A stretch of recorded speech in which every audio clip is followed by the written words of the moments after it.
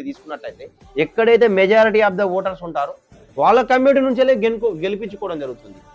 నీ కమ్యూనిటీ కాదు కదా. ఒక ఊరు అన్నప్పుడు ఒక 100 మంది ఉంటారు, అందులో తెల్లాలేస్తే ఒకరు ముఖ్యం ఒకరు కనిపిస్తుంది.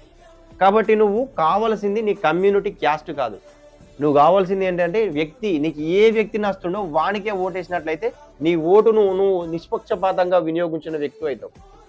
ఒక్కొక్క ఊర్లో సమస్య వస్తే ఎంత డబ్బు ఉన్నా కూడా రూపాయి ఖర్చు పెట్టనోడు ఇలా వచ్చి మనకు ఓట్లు అడుగుతారు, ప్రజలలో నిలుస్తారు. దేనికోసం? నీకు ఏదైనా సమస్య అయితే ఎవడో నచ్చిండా?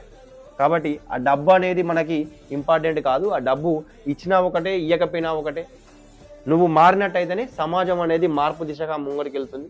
ఈ స్థానిక సంస్థల ఎన్నికలలో ప్రజలందరూ కూడా నిష్పక్షపాతంగా ఓటును వినియోగించుకున్నప్పుడైతే మనకు ఆ ఓటుకు హక్కుకు అనేది వాల్యూ అనేది ఉంటుంది. ఒకవేళ నువ్వు డబ్బులు తీసుకోవడం తప్పు కాదు, వాళ్ళు ఇస్తా ఉంటారు, తీసుకో. ఇప్పుడు నీకు ఒక వ్యక్తి 500 రూపాయలు ఇచ్చాడు అనుకోండి. ఒక విలేజ్లో 3 కాన్స్టిట్యూన్సీ ఉంటుంటే అందులో 2 కూడా డబ్బులు పంచుతారు. మరి ఎవరికి వేస్తావు అప్పుడు నీ ఓటు? కాబట్టి ఇద్దరికి వేయాలి కదా, మరి ఇద్దరికైతే వేయలేవు కదా. కాబట్టి తీసుకోవడం నీ తప్పు కాదు, మార్పు దిశగా ఇస్తే తీసుకొని నీకు ఎవడైతే నస్తాడో, ఎవడైతే సమర్థవంతంగా నాయకత్వ లక్షణాలు కలిగి ఉంటాడో వాడిని ఎన్నుకున్నట్లయితే గ్రామం అనేది అభివృద్ధి దిశలో పరిగెడుతుంది.